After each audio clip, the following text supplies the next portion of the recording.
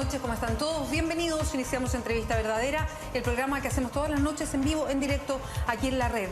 Esta vez vamos a hablar sobre algo que está sucediendo hoy día en Brasil. Nos acompaña el abogado Marcelo Neves, él es académico de Derecho Constitucional en la Universidad de Brasilia y ahora último ha estado muy en el foco de la noticia por un escrito donde él señala que en el caso del impeachment o el juicio político a Dilma Rousseff no se cumple lo que señala la Constitución para que se lleve efecto. Vamos a conversar con Marcelo Neves para que nos cuente más de lo que hoy pasa en Brasil desde el punto de vista jurídico. Marcelo, muchas gracias por acompañarnos. ¿Cómo está? Gracias. Buenas noches, Beatriz. Es un placer para mí estar aquí para la entrevista y hablar para el público de la red. Marcelo además ha sido invitado por la Universidad Cardenal Silva Enríquez a una exposición de derechos humanos donde se ha invitado a distintos abogados del continente. Por eso que ha estado 5 días acá en el país y retorna a Brasil el domingo. Marcelo, lo primero, cuando la presidenta brasileña Dilma Rousseff señala que no hay ninguna razón para su juicio político y que esto es una suerte de golpe de Estado, ¿cuál es la visión que usted tiene como abogado constitucionalista? Eu poderia dizer que não há fundamento jurídico, porque em lo impeachment em Brasil é necessário que se configure crime de responsabilidade.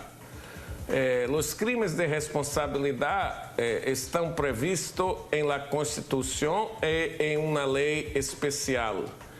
E nesse caso, não há nenhum crime de responsabilidade, prova de crime de responsabilidade. O que ha havido tem sido que Dilma tomou certos préstamos antecipados, compreende? E também expediu decretos suplementares para gastos fiscais. Esse problema ha havido, também existiam no passado com o presidente Fernando Henrique Cardoso. Por exemplo, Fernando Henrique Cardoso em 2001 expediu mais de 100 decretos suplementares. E também há casos de la pedalada fiscal, essa antecipação de préstamos, Perfeito. Que é quase a mesma coisa e talvez mais grave. Pero o Tribunal de Contas da União decidia que caberia saneamento de las contas e dava algumas recomendações. Com Dilma, o Tribunal de Contas modifica totalmente a posição e afirma que as contas não podem ser aprovadas. Pero para 2014, 2015 não há decisão. E o impeachment é fundado em 6 decretos suplementares e alguns casos de antecipação de préstamos de bancos públicos para pagar contas de programas sociais. Então, não há fundamento, porque mesmo se há ilegalidade, não é uma ilegalidade suficiente para o impeachment, porque para o impeachment no Brasil tem que ser um ato atentatório à Constituição. Não é toda e qualquer ilegalidade, porque nenhum presidente poderia governar. Sí, entiendo lo que plantea Marcelo, que tiene que ser muy atenido a lo que dice la Constitución. Cuando se señala que Dilma Rousseff llevó adelante este manejo irregular de la contabilidad fiscal, que me imagino que es lo que dice la Constitución como para presentar este impeachment o juicio político, ¿no es equivalente lo que usted señala, esta fórmula de adelantar ciertos recursos para destinarlos a políticas sociales de esta manera? ¿No es un manejo irregular del gasto fiscal? Não, não é, porque no crime orçamentário é uma insistência de respeitar a Constituição, é uma insistência de desviar de los critérios. E nesse caso, se se trabalhava com base em opiniões técnicas dos ministérios e também com base em lo ocorrido em lo passado. Então, a jurisprudência do Tribunal de Contas, a posição é alterada muito rapidamente para atingir, pero isso não é suficiente porque tem que haver algo que a presidente não estaria pronta para sanear, para superar. E a presidente já ha resolvido esse problema, já ha resolvido e saneado as contas quanto a esses aspectos. Então, não há como fundamentar a insistência que poderia levar a um impeachment. Dilma Rousseff ha dito muitos em Brasil o movimento contra o impeachment que é um golpe. Eu sou mais cuidadoso e digo que é um equivalente funcional a um golpe, porque o golpe implica uma nova Constituição, uma lei nova de exceção, uma suspensão constitucional. No caso atual, é equivalente funcional porque é minar a Constituição para destituir a presidente. É uma forma mais com uma aparente base em la Constituição, minar a Constituição, negar a Constituição, compreende? Erosión de la Constitución. Sí. Marcelo, cuando la presidenta, y yo entiendo su punto, cuando la presidenta Dilma Rousseff dice que esto es un golpe, usted dice, yo sería más cuidadoso con el concepto porque esto es especie de una utilización o un instrumento para utilizar para sacarla del camino, pero finalmente los que votan, los que emiten el voto para ver si ella sale, son parlamentarios. Primero fue la Cámara de Diputados, tiene que pasar al Senado y finalmente lo que hay es un voto político. ¿Pueden los parlamentarios, según lo que usted dice, torcer de alguna manera la Constitución con un voto político y dejar a Dilma Rousseff fuera de la presidencia?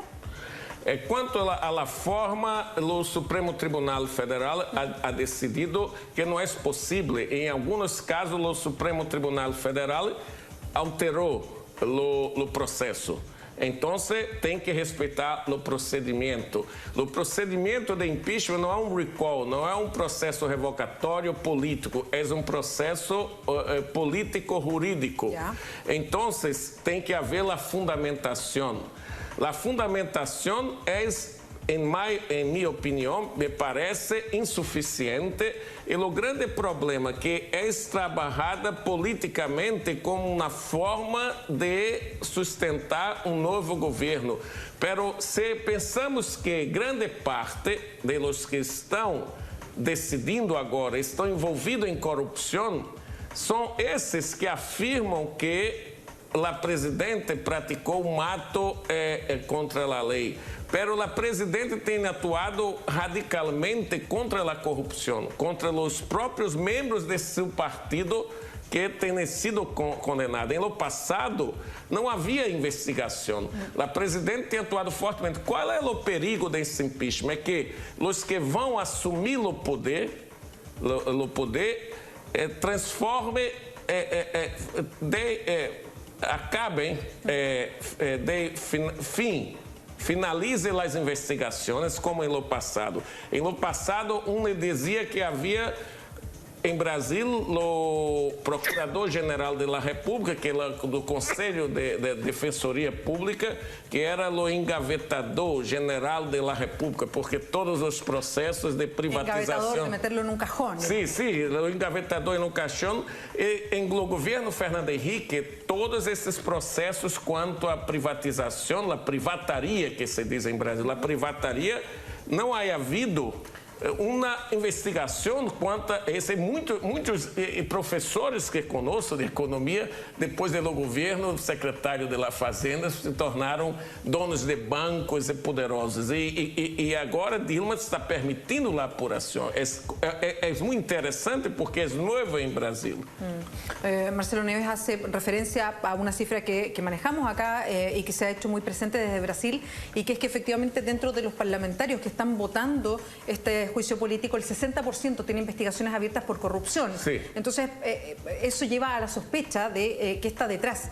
Ahora, ¿cuánto está la presidenta de Brasil hoy involucrada ella misma también en las acusaciones de corrupción?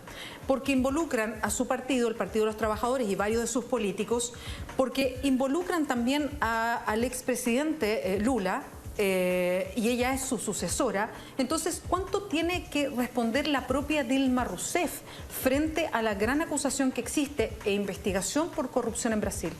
Sim, Dilma Rousseff, há conjunto de afirmação contra membros do governo. E muitos desses membros han sido condenados, como José Disseu. E o governo ha admitido a investigação.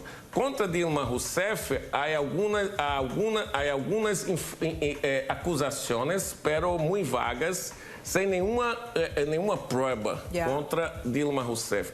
Contra Lula, há tentativas de incriminá-lo por causa de sítio de amigo que é depois da presidência e também não há prova, pero ele não é réu, Esse formalizado, não está formalizado, pero se insiste nisto todos os dias no legislativo com o apoio de uma parte do Poder Judicial. O Poder Judicial atua absurdamente divulgando contra a lei, é crime divulgar as escutas telefônicas, os juízes de los casos distribui, divulga escutas telefônicas de Lula e da presidente que se poderia apenas pela Suprema Corte, porque há foro privilegiado, compreende? Sim, privado. Então, a situação é muito grave, porque se quer a todo custo afirmar que são corruptos, mas não há prova. No Estado de Direito, no Estado Constitucional, é necessário que se prove, tem a ver o devido processo legal. Não se pode dizer Lula é corrupto, Dilma é corrupta e não há a prova da corrupção. Então, para mim, o problema é uma construção que tem algo de conspiração.